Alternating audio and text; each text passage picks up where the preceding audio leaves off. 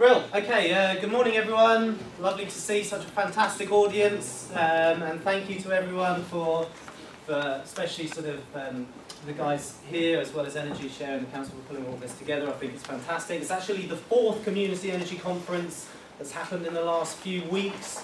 We've seen the Cooperative Energy Conference up in London. There's Community Energy Scotland holding their Community Energy Conference, and a couple of other ones kind of bubbling away. So this really focuses primarily on this topic of local energy markets and how we can get to what Greg Barker would call the big 60,000. I should explain a little bit about me. So my background is primarily in renewable energy technologies, community engagement and social exclusion. And I'm really keen that whatever we do here, the focus has to be on helping people who are really, really struggling. And as long as we can help people that are really, really struggling, then hopefully this agenda will really, really take off. So I just want to talk a little bit about the Eden journey and where we started on this about sort of 2 or 3 years ago in terms of engagement. And this is a key. It's a blank key, and it's a key that needs to be cut. And if only we knew what that lathe would look like, so we could cut that key to insert into someone's brain to create engagement. And ultimately, this is a battle for engagement. It's a battle to try and unlock inertia. So we played a little bit internally with a program called Big Green Hand, which was all about supporting the most vulnerable and fuel poor members of our staff at Eden. And going back to that question about who is going to be the protector of the fuel poor and the vulnerable, you know, it has to be some of the local authorities, businesses and local organisations to do that. We've all got to take that on board. And Big Green Hand had a few different aspects to it. So it started with efficiency. It was built from efficiency. It was built by consumption reduction. And that was the means for the whole programme as it took off. It then started to look at various items. So Eden Solar Fair, which is the UK's only business-focused, staff-owned renewable energy installation. And I think businesses have a big role to play in community energy moving forward. This isn't just about domestic. And then we started to test the big 6 and the energy market in terms of collective purchasing, and working with people like Energy Share, Cornwall Council and a number of other partners in the room. We started Cornwall Together, that led on to a national programme called UK Together, and then finally we're talking about licensed light and local supply. So very quickly on Cornwall Together, this isn't just about collective energy switching. Cornwall Together was an experiment, and the reason for the experiment was to try and showcase this collective model for engagement, a collective model that all the community energy groups in the room know about, but how can we really try and put some money behind research to show big business and central government that actually communities can create change in a way that large-scale organisations can't. Now, are there any fans? Anyone know who this is? We didn't burn him. This is Tubbs. So local need not be local. It's really, really important that I think there is a tendency for community groups to just be a little bit sort of isolated. And the only way we're going to win this is if we all work together in order to address this. There's a big pie to play for here, but the pie is dominated 99.3% by the big 6. And ultimately, if we're going to make real inroads, we've got to start to work together. And there are lessons in Cornwall Together in terms of some of the approach around involving public, private and third sector organisations in a shared approach, in a collective approach towards collective energy switching. But these can be used in all sorts of other aspects from community energy as well. And effectively, what we're trying to do is get a load of people together, go to the energy companies and see if they could offer us a better deal. So there's a few key points. One is around trust, the other is around localism, and the other is around profit. And I think when it comes to community energy and local supply, these will be the aspects that sort of people tend to warm towards. So we proved that through the research work that actually grassroots collective approaches with trusted third parties works. This is a £100,000 piece of research, energy-related research in Cornwall. As far as we know, it's one of the largest energy-related pieces of research ever carried out. And with the right engagement approach, these collective approaches can do some very key things. They can reach hard-to-reach consumers, which energy companies are really, really struggling with. They can engage disengaged communities, again, which the big top-down market is really struggling to do. And crucially, it can cut through to the fuel poor. So we found that through Cornwall Together, there's about 19% of people in Cornwall who are in fuel poverty, 28% of the people that switched through that programme were in fuel poverty. And crucially, you might get all the debt statistics, but communities know what's happening on the ground and they have an insight into how real people are struggling with their bills, amongst other things. But I'm not going to stand up here and pretend that Cornwall Together was perfect. It was the first regional collective switching organisation to launch in the UK, and we were testing a very well-established top-down dominant market. And it's fair to say that supplier engagement when it comes to collective energy switching is still fairly limited. You know, we're really keen to try and test that out. But through the retail market reform, and some of you will know all about this, and for those of you who don't, this is about simpler, clearer, fairer energy tariffs, having 4 tariffs per payment type across all of the big 6 energy companies and others.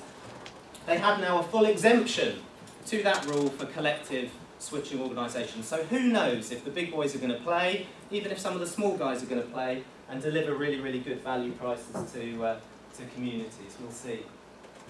But like I say, we wanted to test the existing market, but why not start to look beyond that current supply market and discuss what are the other options for communities, and that's where kind of local supply really comes in. So when we talk about a local energy market, what kind of thing are we talking about? And other speakers will touch on aspects of this as well, I'm sure.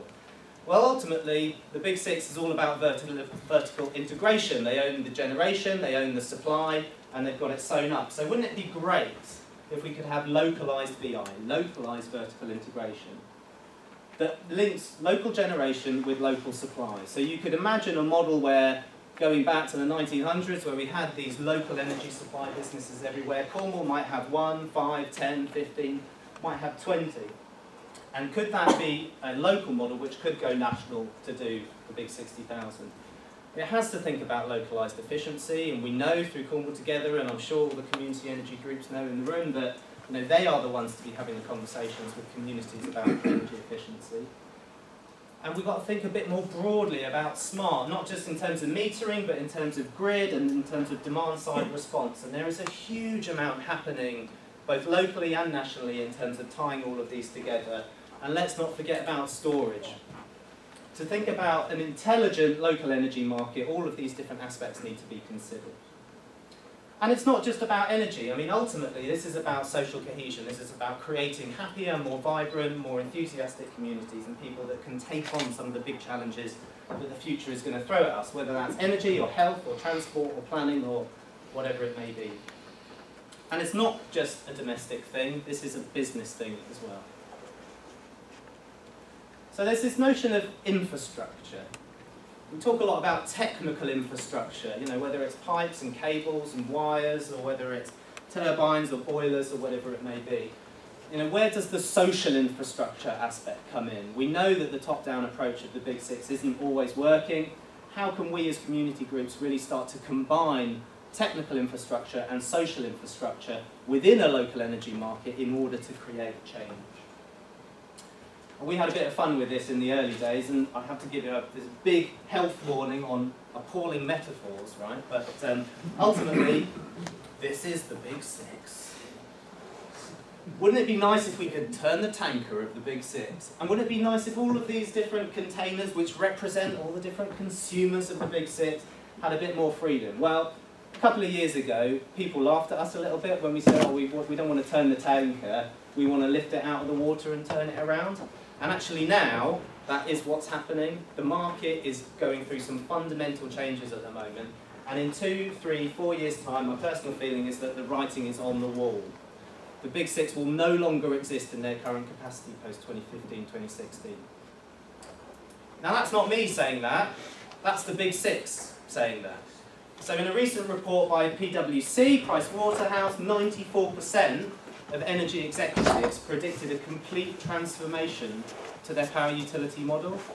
So we've got to be aware of these guys, and I apologise if there are Big Six in the room, because we've all had varied experiences across different energy industries, and this isn't an attack on the Big Six at all. This is just and telling it as we see it. So if that model is going to change, and they're going to kind of catch up with local energy, how do we kind of keep ahead of them? Well, I nicked this from the Energy Technologies Institute. And I think this is a very good model for where a lot of large-scale organisations are seeing solid energy. And crucially, in the middle is consumers, not shareholders. And if we can get to the basis where we all understand that consumers are effectively the owners and market drivers for the future energy system, then that's really important. So on the left-hand side, you've got a load of local energy generation, whether it's gas or biomass or waste to energy. On the right-hand side, you've got national energy generation as well as storage, and there's some cool stuff happening in storage, and hopefully the Wadebridge guys will talk a little bit about some of their plans. But you know, storage can play a massive, massive part in all of this, both at a sort of large scale, but also at a local scale. And then crucially, we've got a lot of ICT stuff and systems and smart stuff about how that links in with building energy management, both on the domestic side of things, but also on the commercial side of things. And thinking about how we store some of our energy in heating systems and heat storage and elsewhere. So the crucial bit is it's all about consumers. So why should we bother setting up this local energy market? Well, ultimately, you know, the bomb's gone off, and the person who let the bomb off was Mr. Miliband when he stood up and spoke about energy price freezes. Whatever you think about energy price freezes doesn't matter. What matters is that this is now a hot topic, big time, and you know, you don't even need to stand up and say that. But ultimately, there's finally some recognition that the market is failing. It's failing on fuel poverty, it's failing on excess winter debts, it's failing on energy efficiency, it's failing on renewables deployment, and crucially, it's failing on trust. So we know that this kind of top-down approach is starting to change. And it's no wonder when you think about the top-down approach that it's not really working. It's just we kind of got stuck there.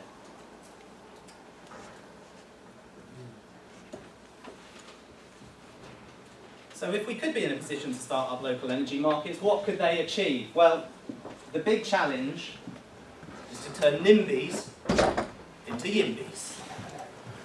So all the kind of yes in my backyard, yes please in my backyard, whatever it may be, we want to try and get to a stage where we can turn these guys into these guys. And what would we need to do in order to actually facilitate that? As well as trying to turn NIMBYs into YIMBYs, we've got to do something about this volunteer burnout. And this ties into the social infrastructure thing. You know, there are loads of people here that I'm sure bear the scars of community energy work. And if this is going to be sustainable in the long run, we can't be completely reliant on people trying to do this in their spare time.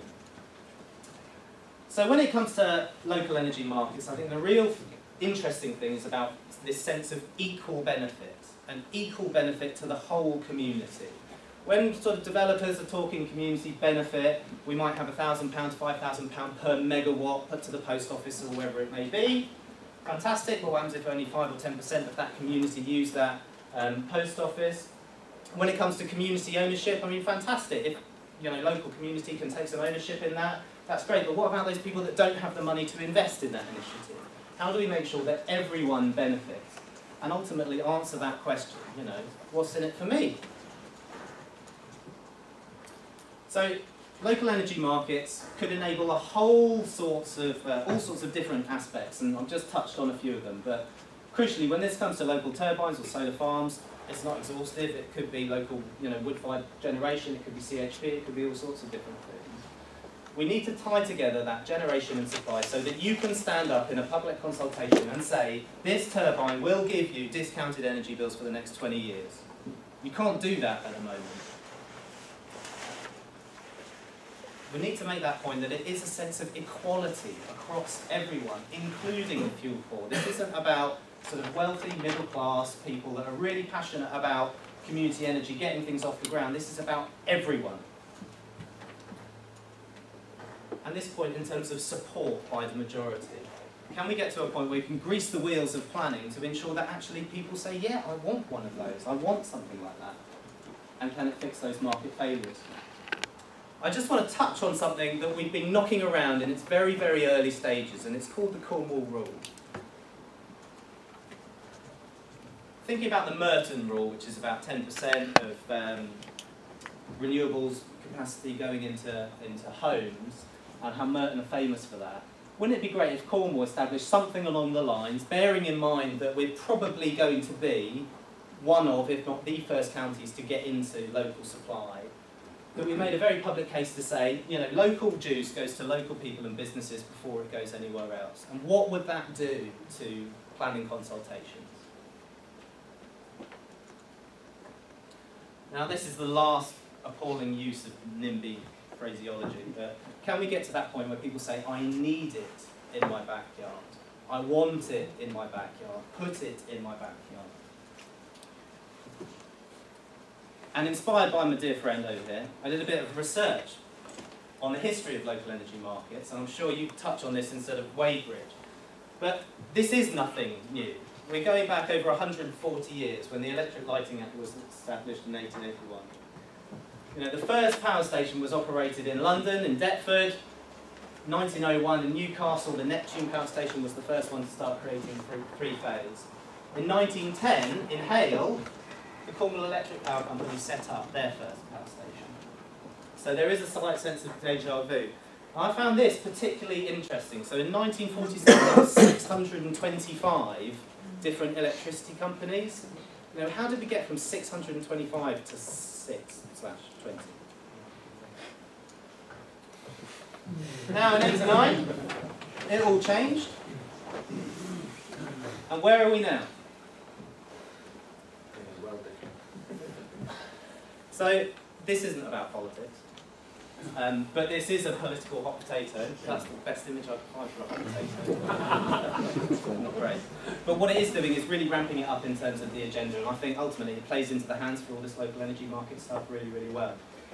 And whether you're blue or whether you're red or whether you're orange, you know, whether you think nuclear is the solution, whether you think the strike price is fantastic or appalling, whether you think fracking is great or rubbish, or whether you think that local community energy is the future to this industry, we're all trying to find this silver bullet, and the only way that we can really get to it is if we do coordinate to try and work together on it.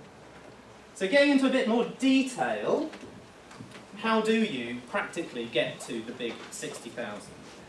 Well, Ofgem in 2008, 2009 set up this thing called Licence Light. Who's heard of Licence Light? Okay, who's heard of anyone making a success of Licence Light? So Licence Light is effectively trying to ensure that local energy markets aren't a square peg in a round hole, but they are successful. It hasn't worked. And health warning on the next slide. This is why it hasn't worked. So this is effectively Licence Light. What you've got in this circle here are all the mandatory services that, if you want to start up an energy company, the kind of things that you have to do. And that is Ofgem, as the regulator, ensuring that they're covered. You've got distribution and connection use of systems agreements, you've got connection and use of system contracts, you've got balancing and settlement codes, you've got master registration agreements, you've got all of this incredibly complicated, incredibly expensive barriers to entry. And the way that Licence Light is proposed is that you have a third-party supplier here. So this could be an EDF, a Good Energy, or whoever it may be, and they're going to do all of this for you, and then you set up your Licence Light supplier down here. Now, if you're EDF, or whoever it may be, why would you want to do that? Why would you want to increase competition against yourself? And the reason why it hasn't been successful is because they don't want to do that. Surprise, surprise.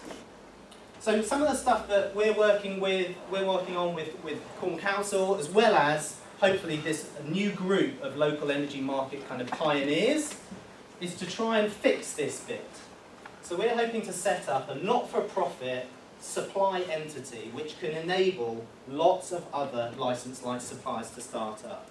And at the moment, that is one of, not the only, game in town in terms of getting to a local energy market. But it's very, very complicated. So in summary, my personal feeling, and hopefully it's shared elsewhere in the room as well, is that Local energy markets can fix broken markets. They can fix fuel poverty, they can fix energy efficiency, they can fix renewable deployment, and crucially, they can fix trust. It's local people which can fix trust, not big business. So there are a few challenges along the way.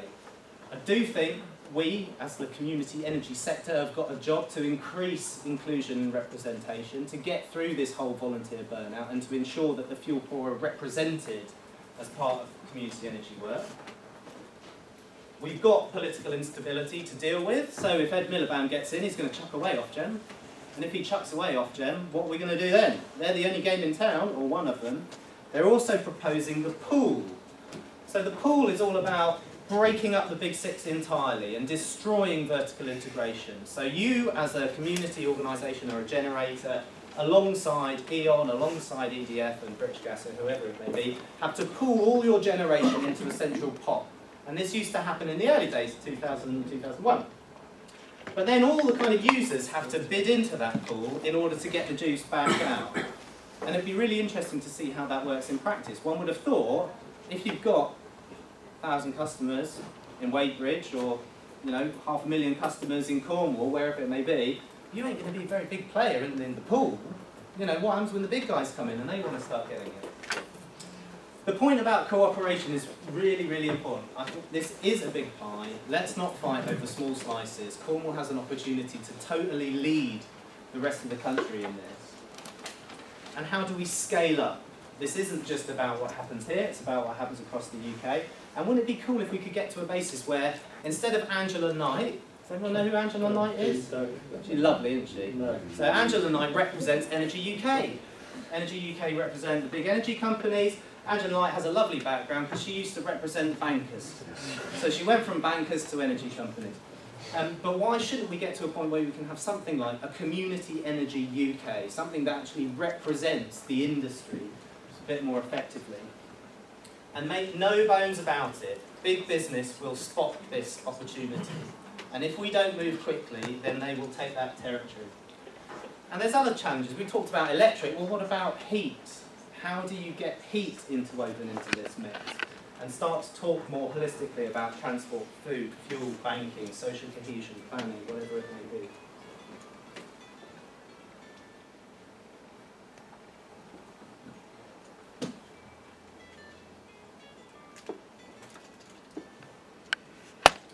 Thanks for your time.